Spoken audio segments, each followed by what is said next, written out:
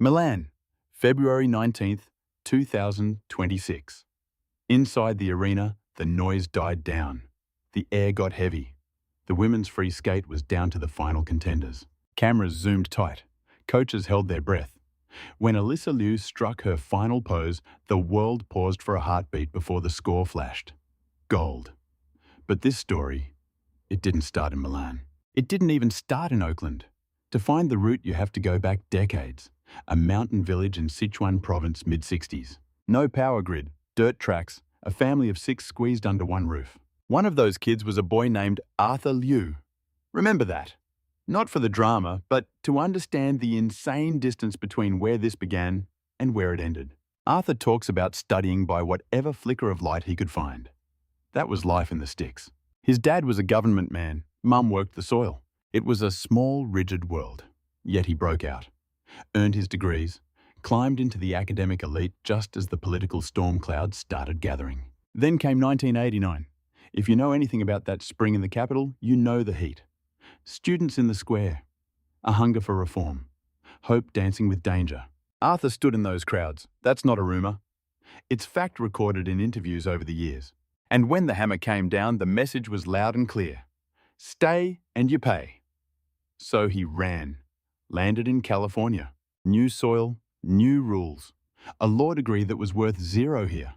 Broken English. He was starting from scratch at the bottom of the ladder. People love to fast forward this part. Rebuilding sounds heroic in a summary. Living it is a whole different beast. It means retaking classes, acing exams again, scrapping against rivals 10 years younger who never had to run for their lives. Arthur grinded through American law school and built his own immigration practice from the ground up. An immigration attorney. It's not poetry, it's survival. Helping others navigate a maze you barely escaped yourself. No movie magic here, just the slow climb. Paperwork clients, late nights, and crushing Bay Area rent. Then at 40, he made a move most wouldn't dare. He wanted kids, but he was flying solo.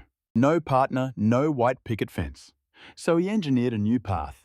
Donors, surrogates. He didn't just become a father, he became a dad of 5. First Alysa, then Selena, then the triplets Julia, Justin, Joshua. His mum flew in from overseas to help wrangle the chaos. Picture this 7 people jammed into a 1-bedroom apartment in the Bay. 3 bunk beds Tetrised into a single room. Years later, Alysa admitted she actually missed those days. Said it was crazy, sure, but it felt warm. Kids climbing over each other in the dark. That's not the polished backstory you see in Olympic fluff pieces. No private rink out back. No high-end training compound. Just noise and closeness. A father juggling court dates and snack time. When Alysa was 5, Arthur hauled her to the Oakland Ice Center, partly to burn off energy, partly because he idolized Michelle Kwan. Sounds like a throwaway decision, right? But random choices have a way of becoming destiny. Group lessons morphed into private coaching in a blink. Coaches saw the snap in her rotation, the guts. By 10, she was crushing it at nationals. By 12, she was sticking clean triple axels in competition. The path was clear, but here's the quiet killer. Elite skating in the States isn't a hobby, it's a mortgage. Ice time gear travel, it adds up fast. Word is, Arthur was shelling out $150,000 a year to keep her dream alive. You don't spend that kind of cash without bleeding somewhere else. And while all this was unfolding, a shadow was creeping in from the past. The feds later revealed that operatives linked to the old regime were squeezing Arthur, pressuring him over his past, even tracking his daughter. Court files leaked, headlines screamed. The timing was no accident. When your kid is wearing the stars and stripes on Olympic ice, the target on your back gets a lot bigger. We like our stories simple heroes and villains. Real life. It's messy. It's legal briefs, threats, and security checks, all while a teenager perfects her landing. If you're still with me, you know this is bigger than gold. It's about the invisible chain of choices that builds a stage the cameras never see. If you dig stories with grit steady deep, no shouting hit that subscribe button. Not for the trend, but because we're here for the long memory, not the short clips. Flash forward, Milan, February 2026. Arthur's in the stands with the other 4 kids. Not in a village, not in a cramped flat, at the Olympics. The miles between those 2 rooms. That is the story. 1 bedroom. Bay Area prices. 5 kids. Grandma. A dad fighting tooth and nail to build a life case by case. 3 bunk beds in one room. That doesn't look like the launch pad for a champion. It looks like logistics. Laundry piles hitting the ceiling. Homework buried on the kitchen table. Someone always crying for something. Alysa calls them the good years. Said it felt fun. Funny how memory works, isn't it? Kids don't measure square footage. They measure love, noise, whether you're there. And Arthur. He was there. It started at the Oakland Ice Center when she was just 5 years old. Bleary-eyed mornings, late nights, weekends, surrendered to the cold. The coaches saw it immediately. Fast rotations, natural balance you can't teach. That's when Laura Lietsky stepped in. Group lessons vanished. Private coaching took over. But forget the fairy tale version. Elite skating isn't just talent. It is a grind. It is cash. It is discipline. Just stepping on the ice burns thousands a month. Then comes the choreography bill. Throw in the dryland conditioning. Add custom boots that disintegrate under the sheer force of triple jumps.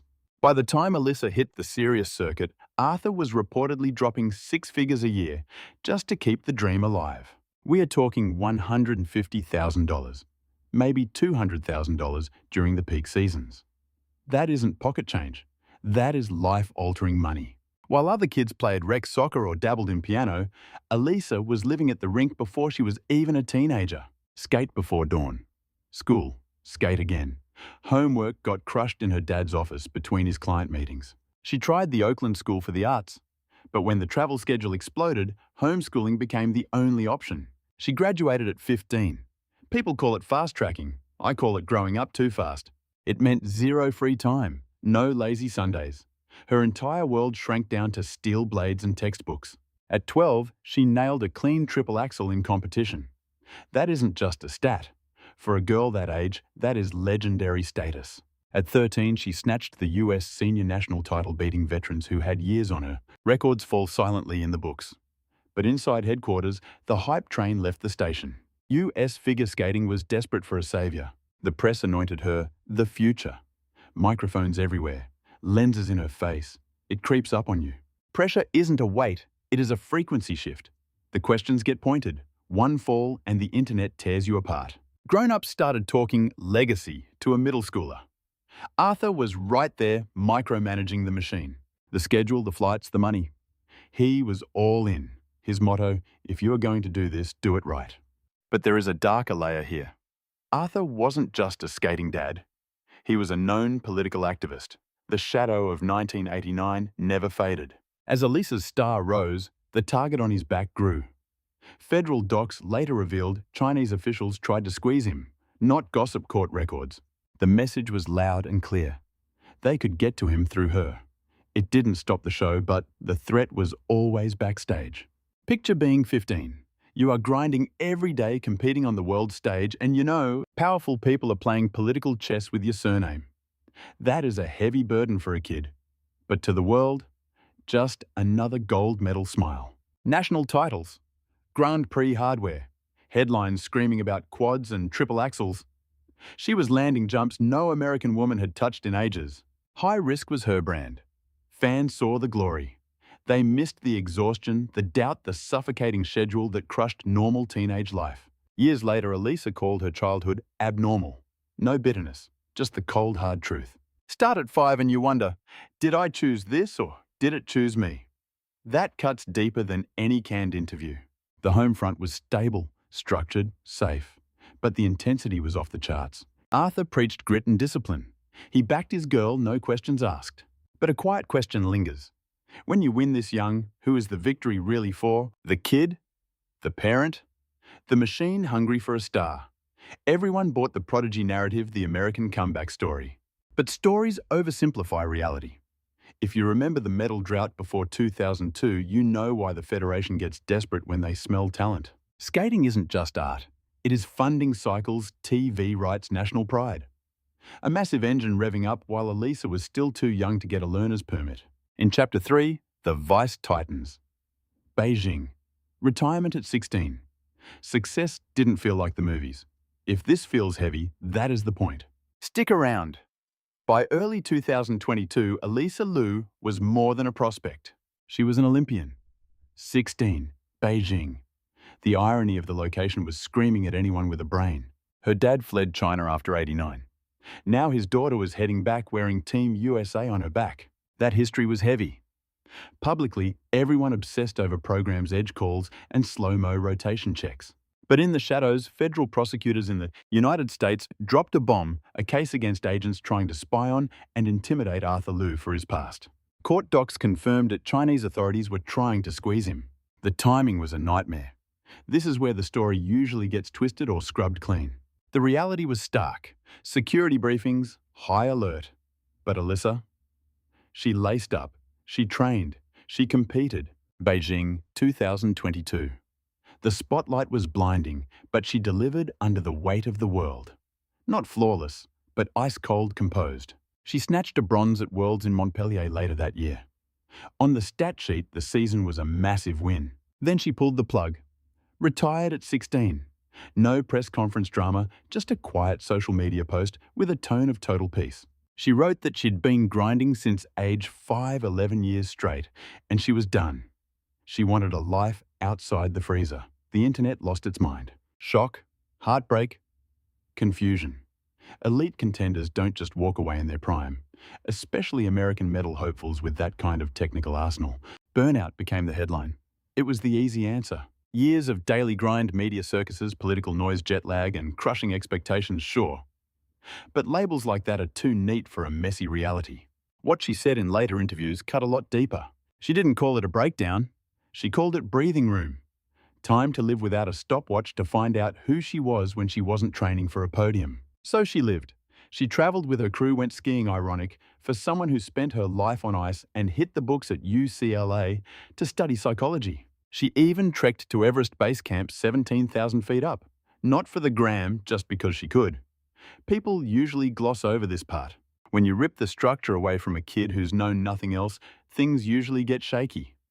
The silence is deafening. But she wasn't posting tearful confessions. No comeback teasers. She went dark. Sometimes staying quiet hits harder than a microphone drop. For 2 years, American women's skating was adrift, desperate for a foothold on the world stage. The gold medal drought since 2002 was still haunting the program. New talent cycled through the grinder. Coaches whispered about a return, but the consensus was brutal. Child star burns, bright burns out, fades away. It's a classic story. It just wasn't hers.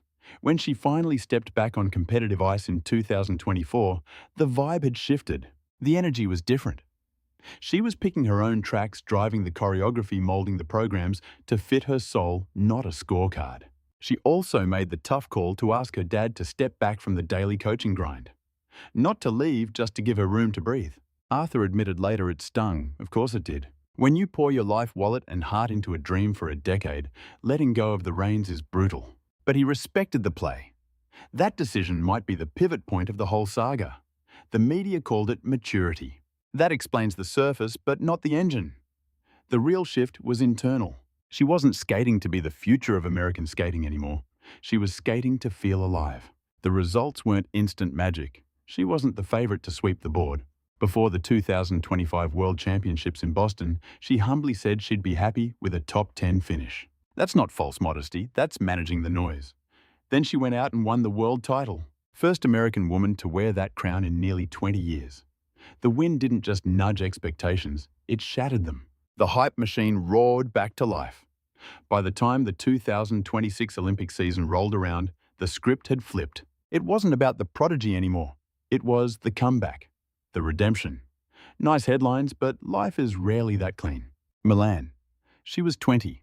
No longer a kid sensation, not quite a veteran carrying a history of fame, retirement, and a return built on her own terms. After a killer short program, the momentum was unstoppable. The free skate was the final boss. In the stands sat Arthur and the siblings, who used to share bunk beds in a one-bedroom apartment.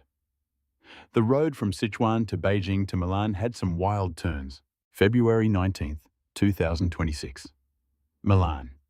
The women's free skate was the only thing standing between Alysa Liu and history. Not abstract history, hard numbers. The US hadn't seen Olympic singles gold since 2002. 24 years. A whole generation of skaters grew up in that shadow. That stat wasn't her burden, but it hung in the air. The arena felt tight controlled, not chaotic sharp. Every landing, every edge call carried the weight of the moment. You could see coaches leaning in as the music swelled. Her program wasn't frantic, it was measured. She opened clean. Combinations locked in, rotations solid. There's a split second in every program where you either choke or fly. She flew. You could see it, shoulders dropped, rhythm breathing, pure flow.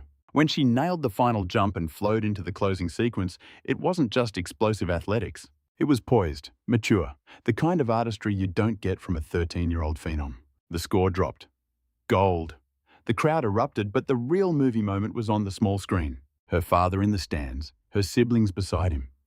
The family that started in a cramped apartment now standing at the summit of the Olympic world. That photo. It doesn't need a caption, it speaks for itself. But the next morning, the media spun the easy narrative. The comeback kid. The prodigy who walked away and returned untouchable. Redemption. It makes for a great headline. But that only covers the surface. It doesn't even begin to measure the actual road traveled here. We're talking a village in Sichuan back in the 1960s. Beijing, 1989. Immigration courts in California. A cramped one-bedroom in the Bay. Frozen early morning rinks. Federal documents tied to global politics. A 16-year-old quitting the dream.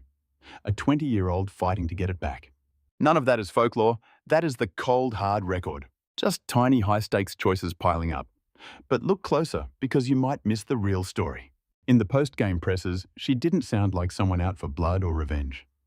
She didn't talk about destiny. She talked about being in the moment, loving the ice, just being thankful to be there. And that shift, it changed everything. Back in the day, the interviews were all stats and milestones, triple axels, quad attempts, youngest ever, first ever. But in Milan, the vibe was different. It was about ownership, joy, peace. Now that doesn't mean the price wasn't high. It just gives it new meaning. And Arthur, he never claimed to be the mastermind behind a champion.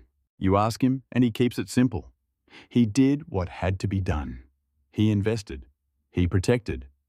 And when she said back off, he stepped back. It is one thing to force a path. It is another thing entirely to walk it together. People love to debate this. Does that early intensity build a diamond, or does it crush the kid? Honestly, it can be both. We want a simple answer, but life is messy. In this case, the foundation held, but it needed a fix. It needed space. It needed that hard reset at 16 that every elite coach tells you not to do. That choice wasn't flashy, but without it, Milan never happens. When she stood on that podium with the gold around her neck, the picture went viral instantly. But a medal is just the finish line. It doesn't show you the chains they had to break to get there. We want to say this proves hard work always pays off, or that quitting sets you free. But that's not the lesson here. It shows one family surviving the politics, the fame and the pressure landing in Italy right when the stars aligned. But forget the podium for a second. Off the ice cameras caught her cracking up with her siblings. It doesn't look like history in the making. It looks like home. Like that tiny apartment years ago. Loud clothes messy. The stage got bigger. But the love didn't change. If you've stuck with us this far, you know that gold medal wasn't forged on the ice. It was built in the quiet moments, the decisions nobody wrote about. You can't put a label on a story like this. Not a prodigy, not a victim, not a miracle, just real. If you're into deep dives and stories that don't cut corners, you are in the right place. And if this opened your eyes to something new, hit that subscribe button so we can keep telling the stories that matter. But I gotta ask you something. Do you think walking away at 16 was the key to the gold? Or was she destined for it no matter what? Drop a comment and let me know where you're watching from. I read them all. Some stories start with a medal. This one started in a village with no lights.